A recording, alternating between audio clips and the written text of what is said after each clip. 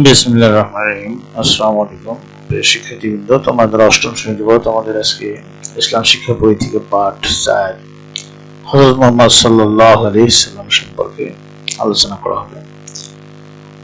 তো হযরত মুহাম্মদ সাল্লাল্লাহু আলাইহি ওয়াসাল্লাম মদিনায় ইসলামী রাষ্ট্র প্রতিষ্ঠা করেন। তিনি মদিনায় অবস্থানকালে মাতৃভূমি মক্কার প্রতি দরদ অনুভব করেন। তাই তিনি ষষ্ঠ হিজরি সনে 1400 সাহাবীকে সঙ্গে নিয়ে মক্কা অভিমুখে বায়তুল্লাহ জিয়ারতের উদ্দেশ্যে যাত্রা করেন। মক্কার দূরে হুদাইবিয়া নামক স্থানে বাধাপ্রাপ্ত হন। তখন হযরত মুহাম্মদ সাল্লাল্লাহু আলাইহি ওয়াসাল্লাম মক্কার কাফিরদের মধ্যে একটি চুক্তি স্বাক্ষরিত হয়।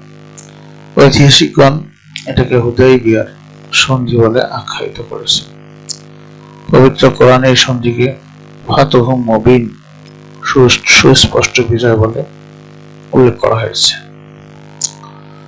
মক্কা বিজয়ের প্রেক্ষাপট কারণ হুদাইবিয়ার সন্ধির মাধ্যমে কুরাইশরা মুসলমানদের স্বতন্ত্র শক্তিশালী জাতি হিসেবে স্বীকৃতি দেয়। সন্ধিতে 10 বছর পারস্পরিক যুদ্ধ বিগ্রহ বন্ধ থাকার কথা উল্লেখ ছিল।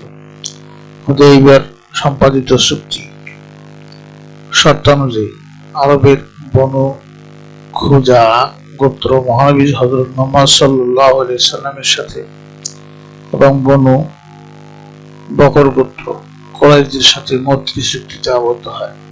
বনু বকর গোত্র হুদাইবিয়ার সন্ধি ভঙ্গ করে কুরাইশদের সাথে মিলে ষড়যন্ত্র শুরু করে। তারা একাত্রে মহানবী সাল্লাল্লাহু আলাইহি ওয়াসাল্লামের সাথে মৈত্রী চুক্তিতে আবদ্ধ বনু খুজা গোত্রের উপর আক্রমণ করে। এতে বনু খুজা গোত্রের কয়েকজন ব্যক্তি নিহত হয়, আহত হয় আরো অনেকে। বনু খুজা গোত্রের লোকজন ঘটনাটি মহানবী সাল্লাল্লাহু আলাইহি ওয়াসাল্লামকে জানায়, তার কাছে সাহায্যের আবেদন করে। মহানবী সাল্লাল্লাহু আলাইহি ওয়াসাল্লাম চুক্তি অনুযায়ী তাদের সাহায্যে এগিয়ে আসেন। দ্রুত মারফত কুরাইশদের কাছে তিনি ঘটনার কৈফিয়ত তলব করেন। তিনি তাদের জানালেন, তোমরা খুজা গোত্রকে ক্ষতিপূরণ দাও, অথবা বনু বকর গোত্রের সাথে মিত্রতা চুক্তি বাতিল করো, অথবা হুদাইবিয়ার সম্পাদিত চুক্তি বাতিল করো। কুরাইশরা শেষটাই গ্রহণ করলো, অর্থাৎ হুদাইবিয়ার সম্পাদিত চুক্তি বাতিল করলো। হুদাইবিয়ার সন্ধি বাতিল হয়ে গেল। ফলে হযরত মুহাম্মদ সাল্লাল্লাহু আলাইহি ওয়াসাল্লামের জন্য হুদাইবিয়ার চুক্তির বাধ্যবাধকতা আর রইল না। পরে কুরাইশরা বিষয়টির গুরুত্ব বুঝতে পারল। তখন আপস মীমাংসার জন্য কুরাইশরা আবু সুফিয়ানকে মদিনায় পাঠালো। এই পর্বে আবু সুফিয়ান ব্যর্থ হয়ে ফিরে এলো। অপরদিকে মহানবী সাল্লাল্লাহু আলাইহি ওয়াসাল্লাম মক্কা অভিযানের প্রস্তুতি নিতে লাগলেন। এরপরে মক্কা বিজয়। হিজরি 8ম বছরের রমজান মাসের 10,000 সাহাবী রমজান মাসে 10,000 সাহাবী নিয়ে মহানবী সাল্লাল্লাহু আলাইহি ওয়াসাল্লাম মক্কা অভিমুখে যাত্রা শুরু করেন। মহানবী সাল্লাল্লাহু আলাইহি ওয়াসাল্লাম মক্কার দূরে মারবুস জাহরান নামক স্থানে তাঁবু গেড়ে অবস্থান নেন। অপ্রত্যাশিতভাবে উপনীত এই বিশাল বাহিনী থেকে আবু সুফিয়ান সহ মক্কাবাসী হতবাক হয়ে যায়। তারা বাধা দেওয়ার সাহস হারিয়ে ফেলে। বিনা বাধায় মহানবী সাল্লাল্লাহু আলাইহি ওয়াসাল্লাম জন্মভূমি মক্কা জয় করেন। স্বীয় জীবন ও ইসলাম রক্ষা করার জন্য মহানবী সাল্লাল্লাহু আলাইহি ওয়াসাল্লাম একদিন মক্কা ছেড়ে মদিনায় আশ্রয় নিয়েছিলেন। আজ বিজয়ী বীর বেশে তিনি জন্মভূমি মক্কা প্রবেশ করলেন। সকলেই তার কাছে আত্মসমর্পণ করল। তিনি আজ মক্কার একছত্র অধিপতি। সত্যের বিজয় হলো আর মিথ্যার পরাজয় হলো। সত্যের পথে থাকলে বিজয় একদিন আসবে। মহানবী সাল্লাল্লাহু আলাইহি ওয়াসাল্লামের উদারতা।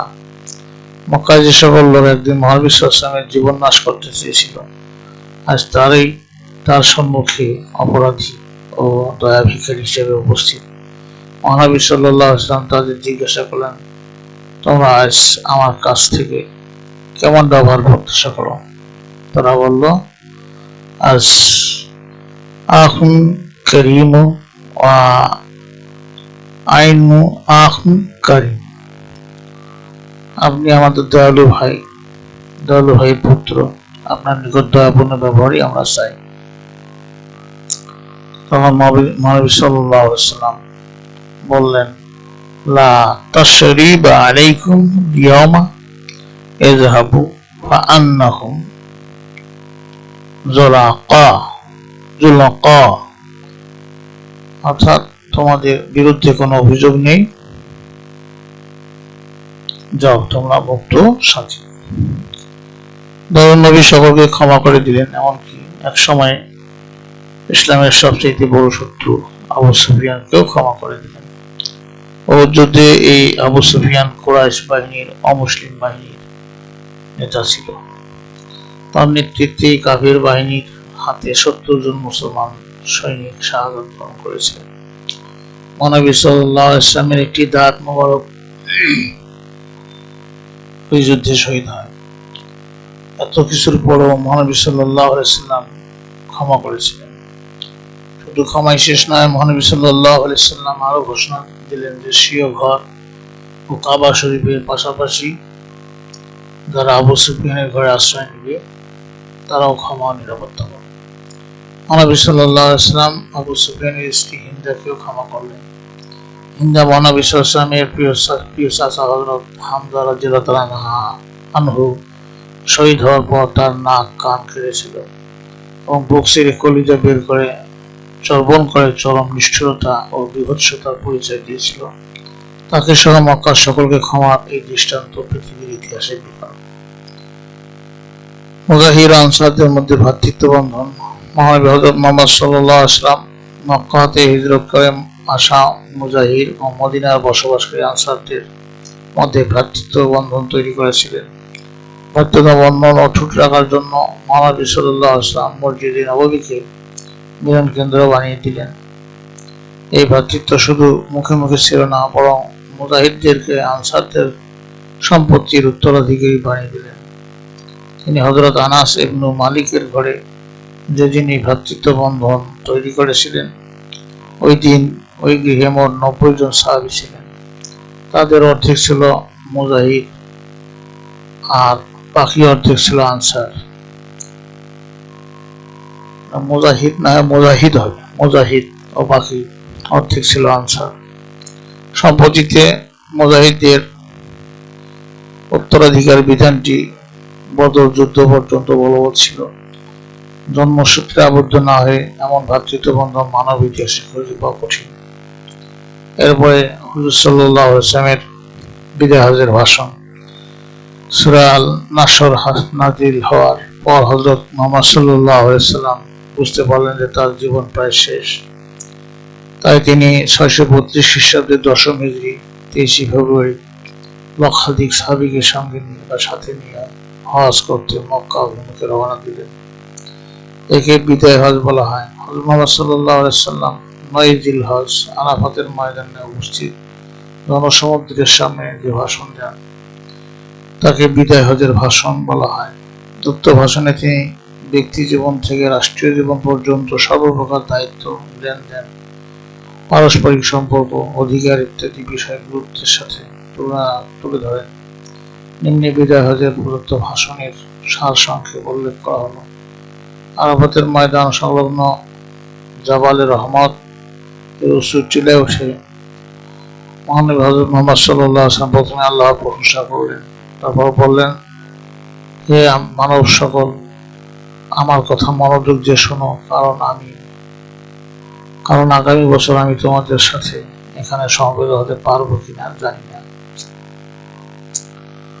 আজকের এই দিন, এই স্থান, এই মাস যেমন পবিত্র, তেমনি তোমাদের জীবন, সম্পদ ও পরস্পরের নিকট পবিত্র। মনে রাখবে, অবশ্যই একদিন সকলকে আল্লাহর সামনে উপস্থিত হতে হবে। সেই দিন সকলকে নিজ নিজ কাজের হিসাব দিতে হবে। হে বিশ্বাসীগণ, স্ত্রীদের সাথে সদাই ব্যবহার করবে। তাদের উপর তোমাদের যেমন অধিকার আছে তেমনি তোমাদের উপরও তাদের অধিকার রয়েছে। সর্বদা অন্যের আমানত রক্ষা করবে এবং পাপ কাজ হতে বিরত থাকবে। সুদ খাবে না, আল্লাহর সাথে কাউকে শরীক করো না, আর অন্যায় ভাবে একে অন্যকে হত্যা করো না। মনে রেখো, দেশ, বর্ণ, গোত্র, সম্প্রদায় নির্বিশেষে সবার মুসলমান সমান। আজাতে বংশগত শ্রেষ্ঠত্ব বিরুদ্ধ হলো, শ্রেষ্ঠত্বের একমাত্র মাপকাঠি হলো আল্লাহর ভীতি বা সৎকর্ম। সে ব্যক্তি সবচেয়ে সেরা যে নিজের সৎকর্ম দ্বারা শ্রেষ্ঠত্ব অর্জন করে। ধর্ম নিয়ে বাড়াবাড়ি করো না। পূর্বের অনেক জাতি এই কারণে ধ্বংস হয়েছে। নিজ যোগ্যতা বলে কৃতদাস যদি নেতা হয়, তার অবাধ্য হবে না, বরং তার অনুগত করবে। দাস-দাসীদের প্রতি সদ্ব্যবহার করবে। তোমরা যা আহার করবে, পরিধান করবে, তাদের তা আহার করাবে, পরিধান করাবে। তারা যদি কোনো অমার্জনীয় অপরাধ করে ফেলে, তবে তাদের মুক্ত করে দেবে। তবু তাদের সাথে দুর্ব্যবহার করবে না, কেননা তারাও তোমাদের মতোই মানুষ, আল্লাহর সৃষ্টি। সকল মুসলিম একে অন্যের ভাই এবং তোমরা একই ভ্রাতৃত্বের বন্ধনে আবদ্ধ। জাহিলি যুগের সকল কুসংস্কার, হত্যার প্রতিশোধ বাতিল করা হলো। তোমাদের পথ প্রদর্শনের জন্য আল্লাহর বাণী এবং তার রাসূলের আদর্শ রেখে যাচ্ছি। এতে যতদিন তোমরা আঁকড়ে থাকবে, ততদিন তোমরা বিপদগ্রস্ত হবে না। আমি শেষ নবী, আমার পর কোনো নবী আসবেন না। তোমরা যারা উপস্থিত আছো, যারা অনুপস্থিতদের কাছে আমার বাণী পৌঁছে দেবে।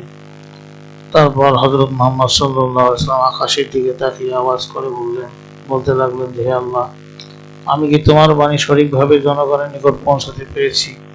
সাথে সাথে উপস্থিত জনসমুদ্র হতে আওয়াজ এলো যে, হ্যাঁ, নিশ্চয়ই পেরেছেন।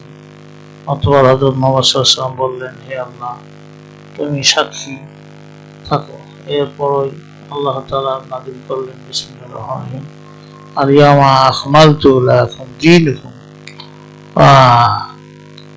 ওয়া আতমামতু আলাইকুম নি'মাতি ওয়া রাদিতু লাকুম আল ইসলাম দীনান।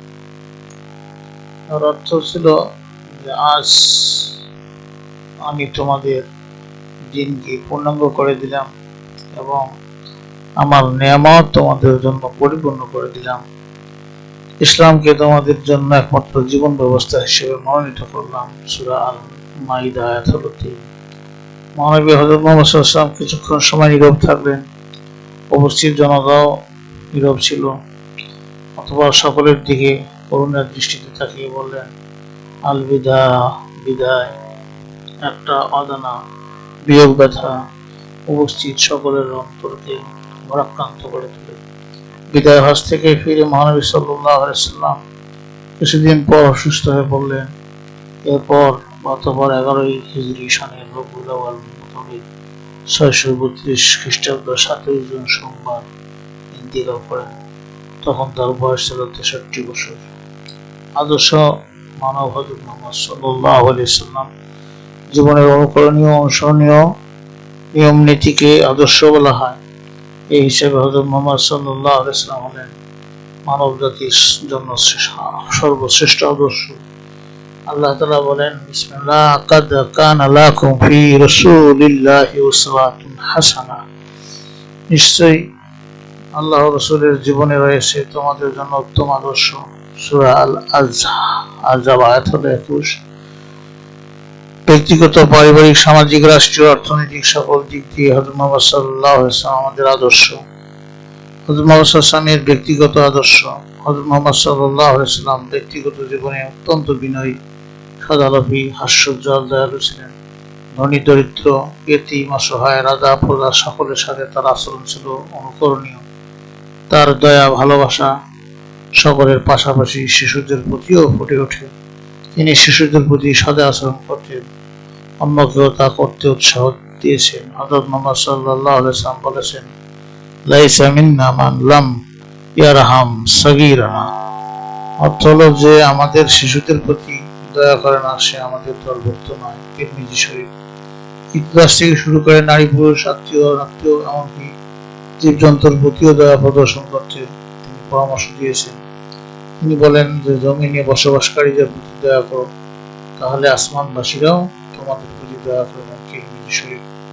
এক কথায় ক্ষমাশীলতা, উদারতা, সততা, সত্যবাদিতা, সংযম, ন্যায়পরায়ণতা, গণতান্ত্রিক মূল্যবোধ, ভ্রাতৃত্ববোধ, পরম সহিষ্ণুতা, মানবিকতা, অসাম্প্রদায়িক দৃষ্টিভঙ্গি, দানশীলতা, পরোপকারিতা, দেশপ্রেম ও ওয়াদা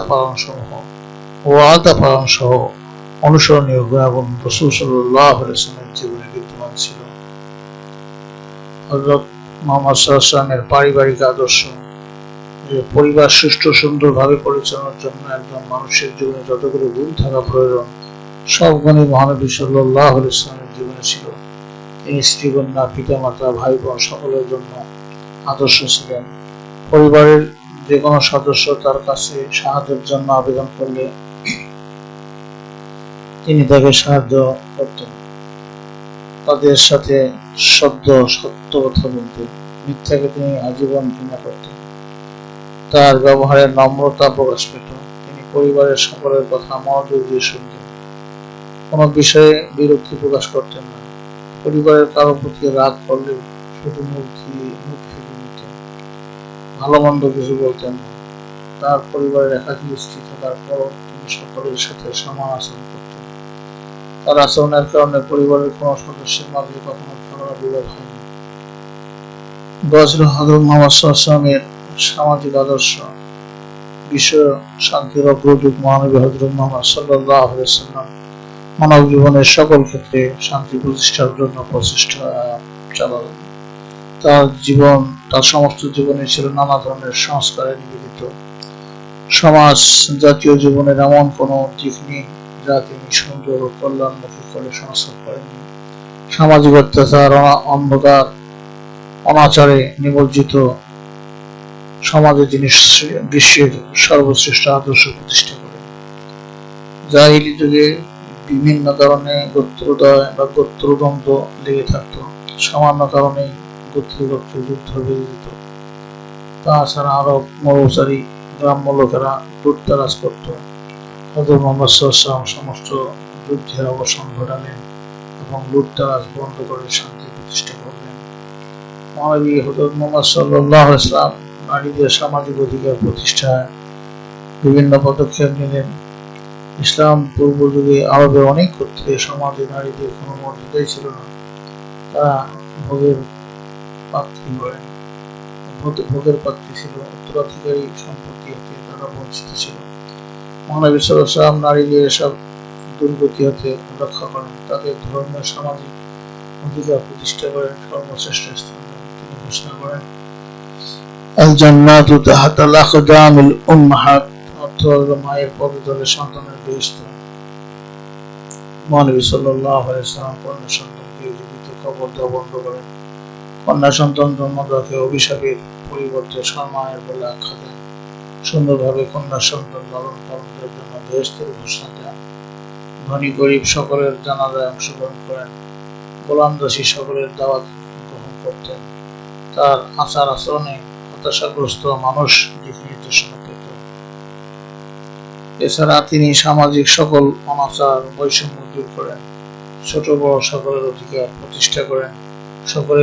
সকল প্রকারের সামাজিক নৈতিক অবক্ষয় যেমন সুদ, ঘুষ, মদ, জুয়া, বেহায়াপনা ইত্যাদি নিষিদ্ধ করেন। এভাবে তিনি সামাজিক আদর্শ প্রতিষ্ঠা করেন।